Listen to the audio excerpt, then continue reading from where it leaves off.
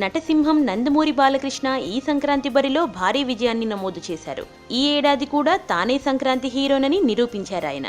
ఈ ఏడాది సంక్రాంతి విడుదలైన సినిమాల్లో గౌతమిపుత్ర శాతకర్ణికి రికార్డు స్థాయిలో మునుపెన్నడూ లేని విధంగా కలెక్షన్ల వర్షం కురిపిస్తోంది.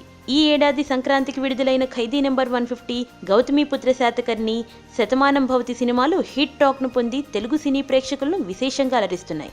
అయితే ఒకదాని తర్వాత మరొకటి విడుదలైన ఈ సినిమాలు టాలీవుడ్ బాక్స్ ఆఫీస్ పై కలెక్షన్ల వర్షం కురిపిస్తున్నాయి. అమెరికాలో ఖైదీ సినిమాకు వచ్చిన కలెక్షన్ల వివరాలు ఇలా ఉన్నాయి. శనివారానికి మొత్తం $1.88 మిలియన్ ఉండగా గౌతమిపుత్ర శాతకర్ణికి వచ్చిన కలెక్షన్ల వివరాలు శనివారానికి మొత్తం $9,38,000. అలాగే శతమానం భవతికి వచ్చిన కలెక్షన్లు శుక్రవారం ప్రీమియర్ షోలతో పాటు శనివారం వచ్చిన కలెక్షన్ల మొత్తం $2,26,000 కలెక్షన్లు వచ్చాయి.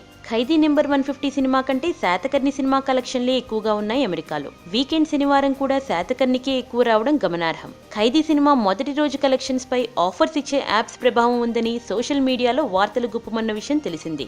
మొత్తంగా శాతకర్ణి సినిమా రోజురోజుకు కలెక్షన్లను పెంచుకుంటూ పోతుండటంతో శాతకర్ణి డిస్ట్రిబ్యూటర్లు తమ ఆనందాన్ని వ్యక్తం చేస్తున్నారు. కాగా చిరంజీవి ఖైదీ నెంబర్ 150 సినిమా అమెరికాలో 200 థియేటర్లలో విడుదల కాగా శాతకర్ణి 110 థియేటర్లలో విడుదలైంది సగం థియేటర్లలో అయినా తన నట విశ్వరూపంతో కలెక్షన్ల వర్షం కురిపిస్తున్నాడు బాలయ్య.